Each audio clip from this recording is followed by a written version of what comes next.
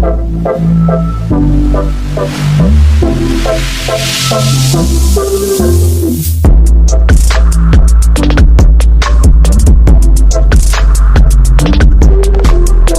again, you're welcome to Waidsum Academy. Today we have ICT, and our topic for today is measuring things.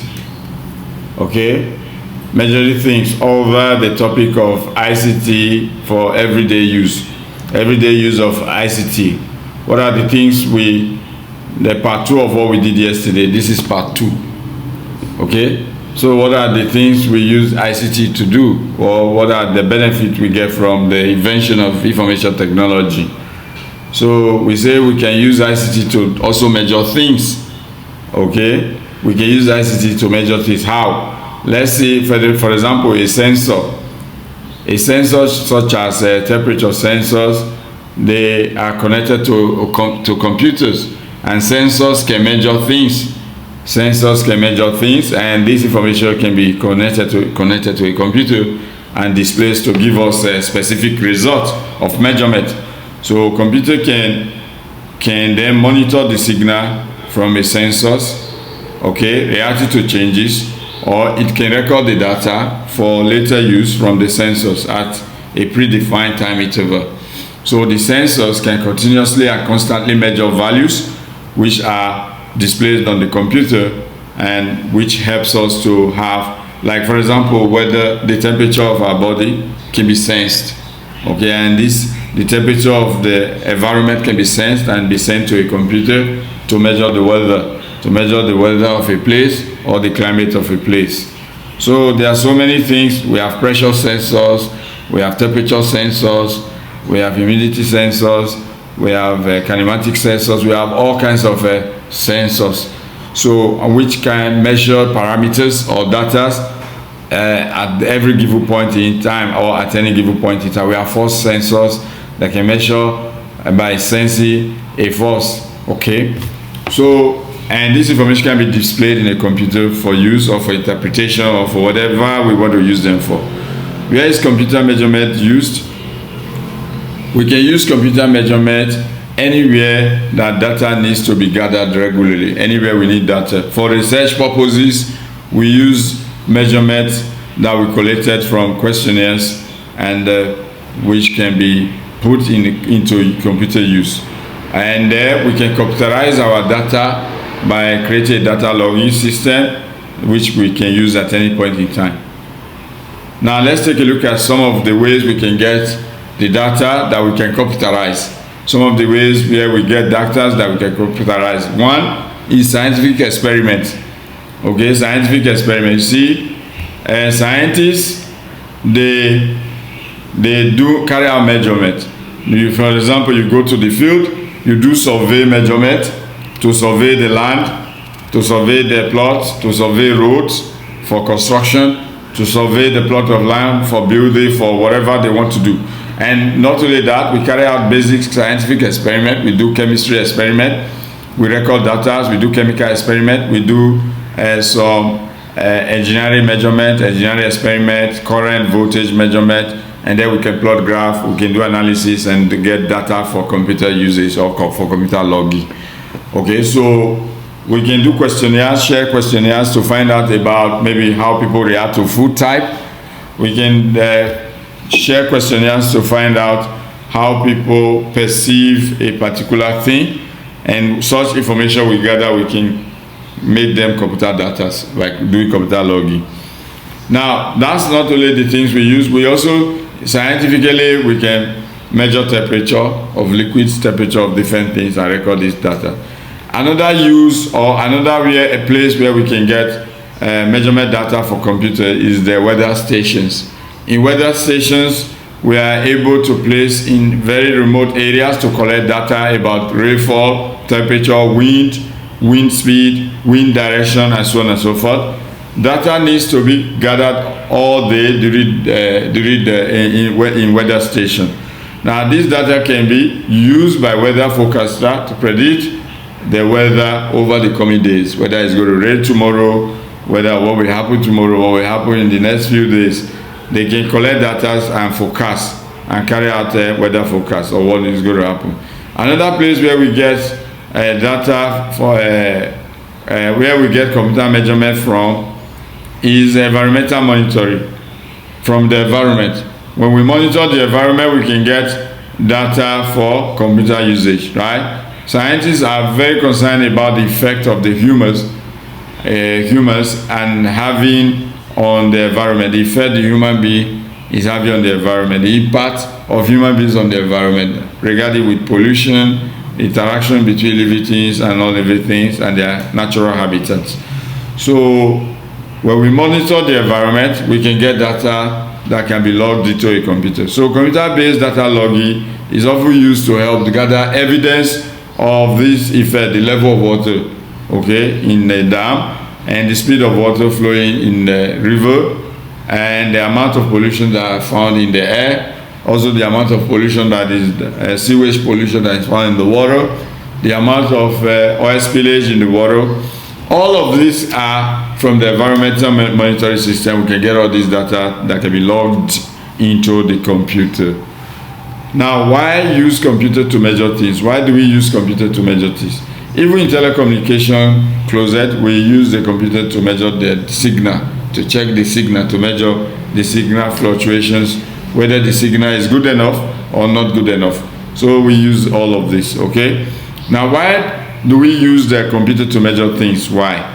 The main reason why we use the computer to measure things is the computer-based data logging system instead of a person taking measurement. The main reason is that you would want to use a computer-based data logging. It's easy for you to have the data on the computer than person individual just taking measurement. Now, why? Now let's itemize it, break it down. Computers do not need to take break. Okay? The computer do not need to take break. When computer is helping you to measure the weather of a place, it will do it continuously and constantly. But if you ask human being to be doing this manually, sometimes they go for break, sometimes they go for rest, sometimes they go for salad, sometimes they go for so many different things human being can have excuse to do. Okay, so which is quite different from computers or robots. This is quite different from computer or computerized robots, right? That's one advantage or why we use computer to measure things. Another reason why we use computer to measure things is that computer can take much more accurate readings than human beings. Computers are more accurate. So to put in simpler terms, the computers are more accurate, more accurate. One of the reasons that computers are more accurate. Okay, computers are more accurate. ICT, let's write ICT the first. Okay, let's take this one up. The first one was for chemistry. Now let's take ICT. Why we use computer to measure things? One, more accurate. Okay, more. So computers are more accurate than humans. Okay, more accurate than human beings. This is one reason why we use computer to measure things.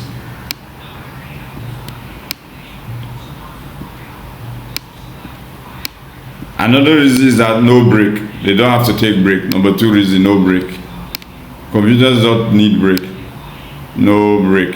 Human beings have to go for break. They have to go take their lunch. They have to go rest. Whatever reason why they take break, but computer do not. Computerized robots do not do this. Okay, they will continue to do that measurement for us. Okay, another reason why we use computer to measure things is that computer can take data, readings more frequently. 1,000 seconds of times a second if necessary. They can do it more frequently. Computer can do it more frequently. If human being does that, they get tired. They will get tired. So number three advantage or reason why we use computer to measure things is can do it more frequently. So we write frequently. Computer can do it more frequently. Or like human beings. Computer can do it 1,000 times a second. Okay? Human beings, when we do too much, we get tired. Okay? More frequently. Computer can do it more frequently. So another reason why we use computer to measure things instead of human being doing the measurement is that since the log, the data is already in the computer can be analyzed more quickly and more easily. Like analysis is to plot graph, either bar chart, pie chart, line graph, whatever you want to use to analyze your data. So another reason is that since it's already logged in, when you use computer to measure things, the data are already logged in. So it's easy for analysis purpose, for analysis. So we can say another advantage is analysis, quick analysis, easy access, easy analysis. Okay, easy analysis. Like plotting graph, bar chart, histogram, line graph, whatever you want to use to analyze your result or to analyze your data, this makes it easy since the data are already lodged in the computer. Okay, so now let's take a look. Another reason is that why we use computer to measure things is that data logging system can operate in difficult environment, like hard to reach environment, or even in the Arctic or top of a mountain, which are hard to reach environment. Okay, can operate in difficult environment. You can use them in difficult environment. Number 5 reasons why we use computer to measure things is that you can use in difficult environment. You can use them in difficult environment. But human being, there are some environment that the human being cannot get to carry out measurement. Like top of mountain, sometimes we cannot. Okay, like the Arctic region, in the pole, very cold region, it becomes difficult for us to go there, right? The computer can operate in any difficult environment. So this is another advantage. So these are considered the advantages of using computer for measurement. Advantages of using computer for measurement. Okay, these are the advantages of using computer for measurement. Using computer to log in or to measure things. So it can be operated in difficult environment. That's also one of the advantages. So another advantage is people are free to do other more useful tasks rather than watching thermometer. So another advantage, it free up people. Like people have, when the people no longer have to do this job by themselves, they will have time to do other more difficult jobs or more tasks. Okay, free time for people. So when you use computer to carry out measurement, you have free time. Okay, this free time can be invested into doing other things. This free time can be invested into doing other things. Okay, with your computers. This free time can be invested to doing other things. Now quickly, let's go to controlling things on the screen. Quickly.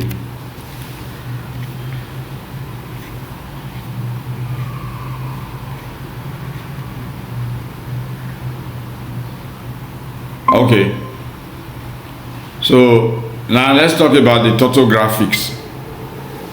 Okay, one system designed to teach students the basics of computer programming and control is called the total graphics. Okay, so total graphics is one thing we learn at the beginning to start to learn the programming. So a total is an on-screen object that allows or that follows command given to it by the user. So any command the user gives to the total will execute that command. So as the total moves around the screen, it drags pen that leaves a train behind it. So as the total, you give a command, the total is moving, it drags the pen on the screen and leaves the mark, which means the program executed. Now the command language is called Logo. Okay, this topic is in your computer theory paper 1, IGCSE. So it's in the exam paper. These questions are always there. So the command language is called the Logo. Logo has many commands, but the ones most commonly used are forward n, means move forward n number of time, n number of step. When we say forward n, when you give this command forward n, you say move forward the n step time. When you say backward n, move backward n steps. When you say left n, you say turn left n degree. This n represents a number. Maybe turn left 20 degree. If that number is given. Turn left 90 degree. That's what it means. So when we say turn left n degree, that n could be 90, could be 180, could be 60, could be 70. So when they give you this command left n, it means turn left. So this command interpretation, this logo programming, or this topographics, what you call the topographic, when you're typing on the command or your language, which is called the logo, when we say left n means turn left n degree. Right n means turn right n degree. Could be turn right 90 degree. Could be turn right 40 degree. Turn right 45 degree. Then when we say pen up, it means lift the pen up from the paper. That's the meaning of pen up. Lift the pen up from the paper. Pen down, drop the pen down onto the paper. Pen down means drop the pen down onto the paper in this language, in this topographic programming language. Now when we say repeat n and repeat. Repeat n means repeat the command between these two commands n number of times. Repeat n means repeat. Then we always end the language programming with end repeat. Okay, so here is an example. So using this command, any number of shapes and patterns can be drawn. Here are some simple examples. So if you're given, then because remember it's called topographics, used for drawing graphics, shapes. It's used for drawing shapes. But you must follow the command. When you follow the command, then you'll be able to draw the shapes. Now let's take a look at the first command on the left, which draw the first shape, which is you go Shoko L shape. Now let's take a look at this. Forward 20.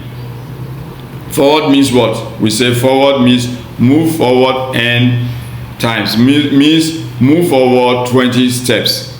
Move forward 20 steps. Okay, so if you start from here, you move forward 20 steps. So meaning you move forward 20 steps. After that, we listen to the next command. Right 90. Meaning turn 90 degree to the right. Turn 90 degree to the right. So when you move forward 20 steps, when you get to 20, you stop. In length 20 steps. In length 20. So you move right 90 degrees. So you know from this line to this other line is 90 degree. Here is 90 degree, right? So that's right because you're not going right. You're not going left. Because the next chain of the command for this topographic is saying that you should move right 90 degree. So right 90 degree from here, where you get here, it means you have to go this way. 90 degree, right? 90 degree. Then the next chain of the command is forward 10. So after you reach 90, you forward 10, meaning you can no longer go this way anymore. You go this way. Forward 10. Then after forward 10, you move certain distance. It's a forward right 90 degree. So we go right again 90 degree. So we move right 90 degree, then it tells us left, it's a right 90 degree, right? After we move right 90 degrees, say forward 10. After forward 10, then we move left 90 degree. So left 90 degree now means we're going down this way. And then forward 10. Move forward 10, and then right 90 degree. And then forward, after right 90 degree, forward 20. So forward 20 is same distance as this forward 20. Then you go this way. So at the end of the day, you've drawn this shape. If you follow this chain of command. If you follow this chain of command. Is that okay? So this programming language is called topographic. So I want us to download the topographic command line interface, and we will use this command to produce this shape. Okay, I want us to download the total graphic, and then we use this command to produce this shape, okay, as a basic programming tool. Then this second shape, forward 20, same forward 20, you start from here, forward 20, right 90, and then forward 10, you move a little, forward 10, and then this shape is not completed. I think they want us to complete it. Right 90 this way, right, forward 5 like this, pen up, then you take the pen out, then forward 10, we come forward 10, right, then pen down, put the pen down, and then forward 5, right 90, forward 10, then we'll draw the shape. So this shape is not completed. We need to use this language to complete this shape. Okay, then the third shape is left 90 degree. Start from here, left 90 degree, repeat 6 times. So you're going to do 90 like that 6 times. Right 60, the angle, right 60. Okay, this angle from here will be 60, meaning this one will be 120. This one will be 120. And end repeat. So you go to repeat 6 times. 1, 2, 3, 4, 5, 6.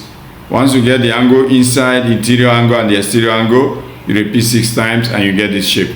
Okay, so I want us to try this. This is in the exam paper theory, ICT theory. Okay, these questions are always there. You can check the exam paper. Now let's go to the next one. Controlling real world things. Now let's go to how to control real world things, or how things are being controlled. How can the computer control things? How do computers control things? Computers are like processors.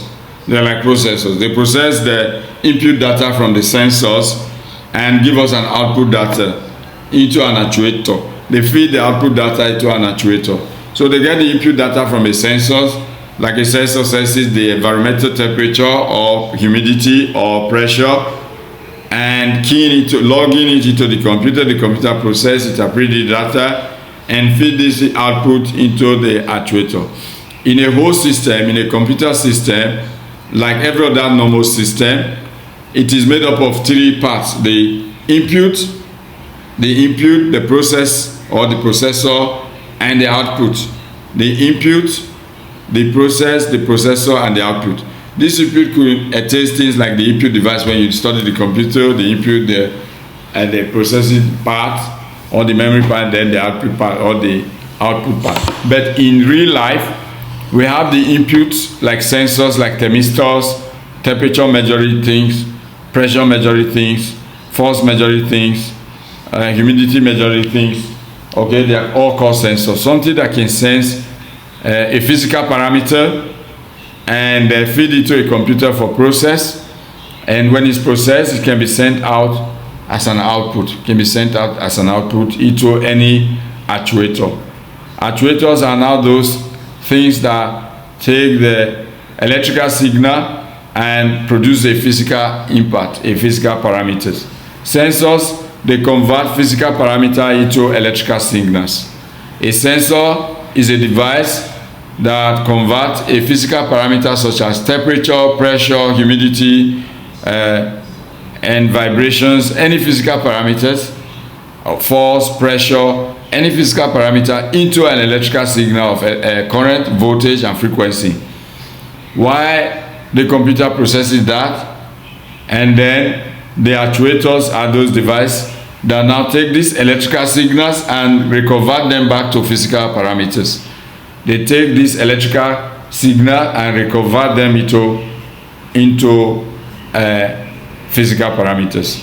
So let's take a look at them one after the other. Input devices called sensors. they feed data into the computers. Input devices like sensors, they feed data into the computers. We can give example of sensors, right? We can give example of sensors. Okay? A normal PC has no sensors, but we can give it, right? We can connect it to a sensor. A sensor is a device that converts the real world properties like temperature into a data that the computer can process. Okay? A sensor is something that can convert real world parameters into something the computer can process. For example, we have temperature sensor. What they detect the temperature of the environment or the temperature of anything you want them to detect. You have the light sensors, they detect light or darkness. You have pressure sensors, they detect the pressure, okay, of anything. If someone is standing on anything, they can detect. We have moisture sensor, they detect dampness or dryness. We have water level sensors, how full or empty a container is, that's what they detect. We have movement sensors, they detect movement nearby any given thing. Proximity sensors, they can determine how close or far away something is from what you are protecting. We have the switch or button sensors. If something is touching or pressing it, then you can. Then in sensor, we have what we call the analog to digital converter, ADC. They convert the physical parameter into digital signal of zeros and one, okay, which the computer can understand. Computer do not understand the physical parameters of pressure, of light, of pressure, of moisture, of water level, of movement, of proximity. The computer understands digital signals. And these digital signals are only possible with ADC, analog to digital converter. So we can convert sensor signals into computer signals. Sensors are used extensively in monitoring and measuring data logging into system. Okay, they're used for monitoring, measuring, data logging system, are also in computer control systems. Sensors are used in computer control system. These are all examples of sensor device. We've developed a lot of sensors in different programs. Master level, PhD level, we develop sensor devices. Okay, these are all sensor devices. These devices can sense physical parameters and then they will be logged into the computer. See, can be read by computer as physical parameters. Okay, so this is just to show you sensors and okay, this is just to show you, tell you a little bit about sensors. Now the computers then process the input devices or input data that you have logged in or fed in from the sensor device. Okay, then as a result of the processing, the computer will process the devices or the message or the input message that you've keyed in from sensors into the computer or you've logged into the computer. As a result of the process, the computer can turn on, turn off output devices called actuator. So let's take a look at actuator briefly. Okay, actuators. An actuator is a device controlled by a computer that can affect the real world. Okay, after the computer has processed, the computer will now give an output. The output is the actuator. For example, a light bulb is an actuator. Okay, as simple as a light bulb or LED bulb is an actuator. Why? It creates the light. It gives the brightness, is an actuator. Heater, the one used to heat water, is an actuator. Why? It increases the temperature. That's what it does. A heater increases the temperature. It's an actuator. The cooling unit, like air conditioning unit, they are all actuators. These devices are actuators. They are not sensors. Why? They decrease temperature. They reduce the temperature so the environment will be cool for you to live in. Then motors, they are actuators. They spill things around. Motors like driller, they spill. Like washing machines, okay, they use motors. Like the hair dryers, they spill things around, they are actuators. Pump, for pumping water, they are actuators. They pump water or air through the pipes. Buzzers, like the bell, siren, they are actuators. When you hear the police siren, these are actuators. Wow, wow, wow, these are actuators. They create noise, okay. So actuators produce the output. An actuator produces an output. Actuators are used extensively in computer control system. They are using computer control system. Okay, so we may not go extensively to looking at each one of them. The motor can provide movement. We already seen this in physics. Washing machine, you can see application of a motor in washing machine, provide movement, spins the clothes around. Okay, spins the clothes around. So motor provide movement and so on and so forth. Pump, they push the water or air, push water or air to move through pipes. That's what pumps does. We've talked about this. The buzzer creates the noise and thereby making it possible for you to hear louder noise. They create louder noise by using the alarm system. Okay, now the lights. Light bulbs or LED, they brightens, they create light, they indicate something, they create brightness. Coolers or heaters, they can provide heat or cool things down.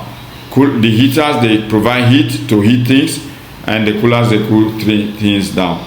Okay, so let's go back to where we were. I will just decide to show you actuators and what they're used for. So we've already itemized sensors, we've studied sensors. I've talked about sensors that they cover the world physical parameters like temperature, humidity, heat, light, pressure, force, moisture, darkness, movement, proximities. They convert them to physical electrical signals. A sensor, so if they ask you give an example of a sensor, temperature measuring device is a sensor, light measuring device is a sensor, like a light dependent diode, pressure measuring device is a sensor, moisture measuring device is a sensor, water level measuring device is a sensor, movement measuring device is a sensor, proximity measuring device is a sensor, and so on and so forth. There are some cooling fan or normal fans. When you come close, they start to work by themselves. When nobody is there, they don't work. That's proximity. They're using proximity sensor. They're using what we call the proximity sensors. When you come close, some bulb, like a solar bulb, when you come close, they light up.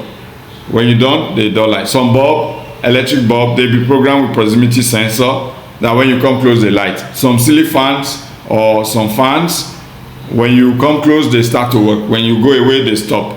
They program with what we call the proximity sensors. Okay, so sensors are things that can sense the physical parameter. They can sense your movement.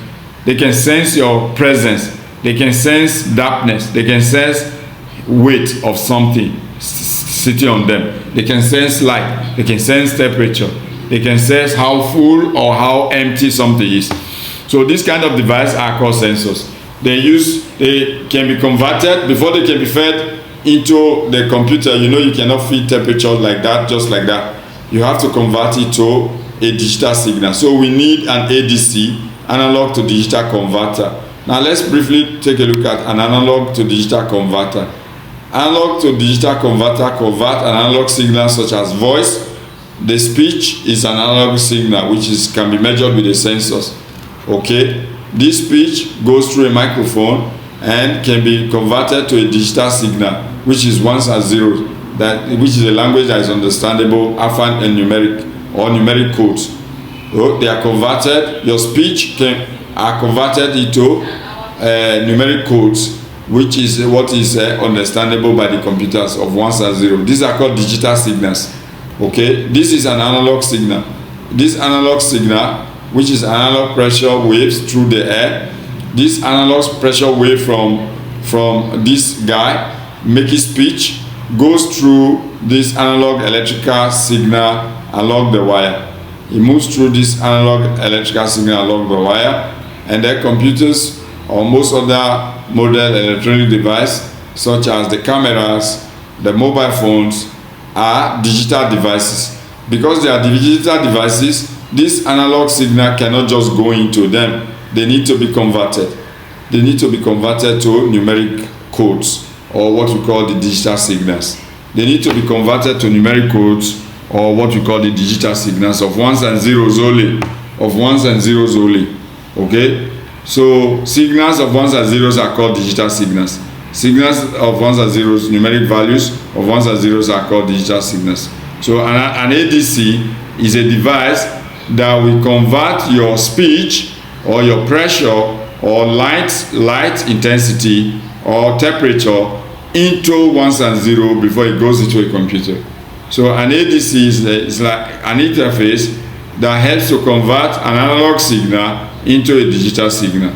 An ADC is a device that helps you to convert your voice, your audio, into a digital signals of ones and zeros or zeros and ones before it can be fed into a computer, which is a processor.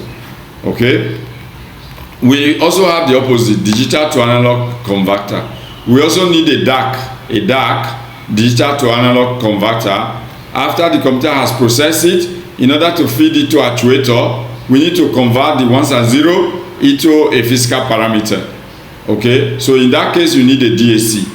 First you need an ADC to convert your voice into ones and zero, digital signal, so that the computer can understand it.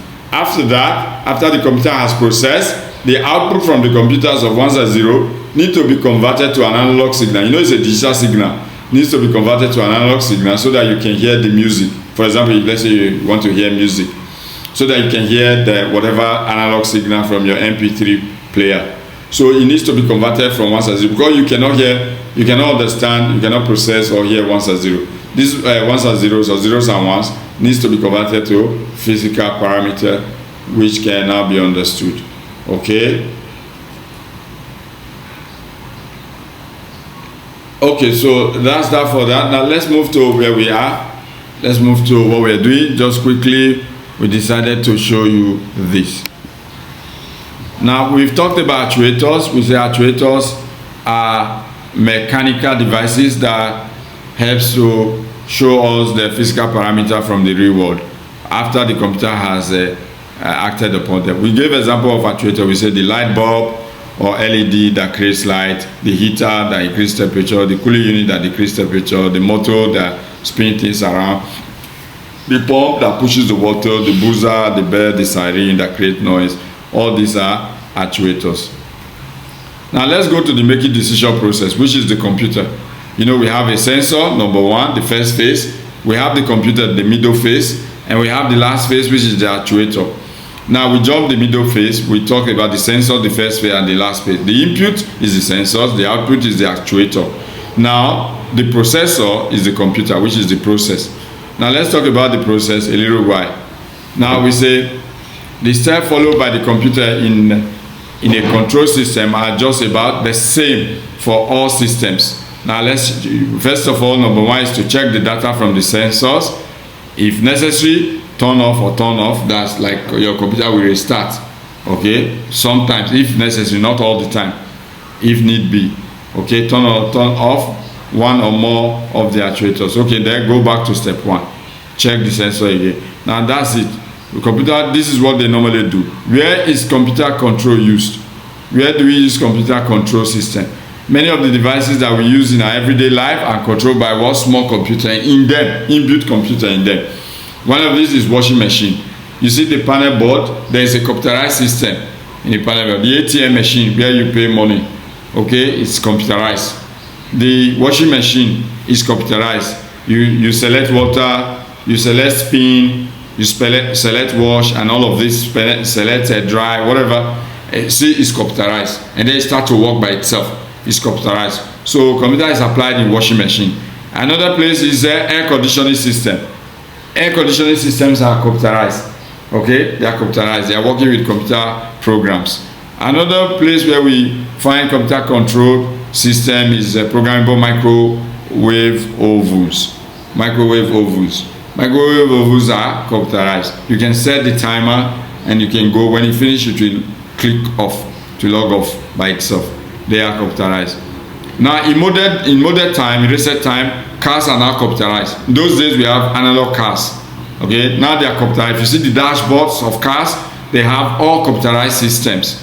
Okay, modern cars have brakes, engines, brakes. All of these parts are now computerized, that are managed and controlled by the computer now. Okay, they are computerized, or like those days. Most factory production lines are computerized also. They are computer controlled. Okay, they are robotically made. Most factory, if you see the Mercedes-Benz factory, where they make the cars, you see that they are computerized. The robots are helping them to build the cars. And even the dashboards of the cars are computerized. Okay, to give the effect. Okay, to give huge effect. Traffic lights are computerized. Okay, another system where we find computer control system is traffic lights. Okay, they're programmable timing for so number of time is green, so number of time is yellow, so number of time is red. So that other direction light can pass. Okay, so traffic light, they're computerized. Now, why do we have to use computers to control things? Okay, computers never need break. We've mentioned all of this. They don't need break. They're not tired. They can be used frequently. You don't need to pay them. They don't take salary. They don't get tired. They can reach even dangerous location. Okay, hazardous locations, places that are dangerous to human being. They're very accurate. They are quick. They're fast. Okay, so all of these are the reason why we use computer to measure things. An example of control system: automated greenhouse. If you see a greenhouse, automated greenhouse is a computerized system. Okay, here if you see a computerized control greenhouse, it normally have a number of sensors and actuators that are built into it. Number one, the light sensors. They detect how much light the plants are getting, how much light the plants need. Okay, number two is a temperature sensors to see how cold or hot the greenhouse is, to detect. If it's getting too hot, then it alerts the system. Okay, another one is a moisture sensor to see how wet or dry the soil is. If the soil is too dry, then it alerts the computer system. It beeps alarm that more water needs water, the soil needs water. Then the light sensors to illuminate the plant if it gets too dark. If it gets too dark in the greenhouse, to illuminate the plant. Then a heater to warm up the greenhouse if it's getting too cold. A heater sensor, a heater actuator. A heater is an actuator now. A heater actuator to I think most of these ones are actuator now. We are describing. These are actuators, not the sensors. A heater actuator, a light actuator, a moisture actuator. Okay. The first part were sensor like the light, temperature, okay, moisture. These were sensors. Now this one, like the heater is an actuator to warm the greenhouse, right? If it gets too cold. The water pump is an actuator to pump the water for the watering system. And then a motor to operate the windows if it gets too warm inside. So the computer is the process which regulates both these sensors and the actuator to carry out the work in a greenhouse. Okay. Now the process for this system will be, that's the job of the computer, will be to check the light sensor. So this computer will check the light sensors. Okay. If it's too dark, it turns on the light automatically. That, and then if it's too dark, it turns off. If it's not dark, it turns off the light. Okay, so that's for light. The computer controls the light. If it need be to turn it on, it turns it on. If there's no need to turn it on, it turns it off. Then the computer also not only the light, check the temperature. Check the temperature sensor. If it's too cold, it turns on the heater. It tells the actuator to on the heater. So it's regulating both. So for light, if it's too dark, it tells the actuator to put on the light.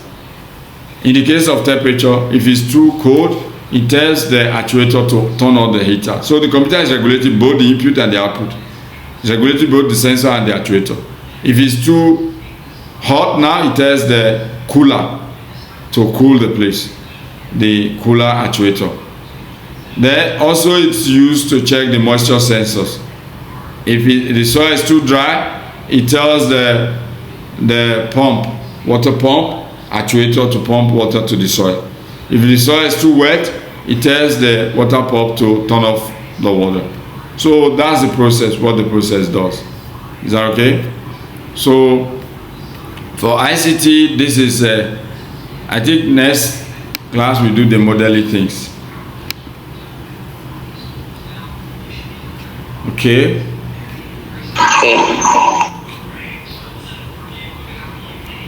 Okay, so with this we come to the end of our today's class. Thank you for joining us.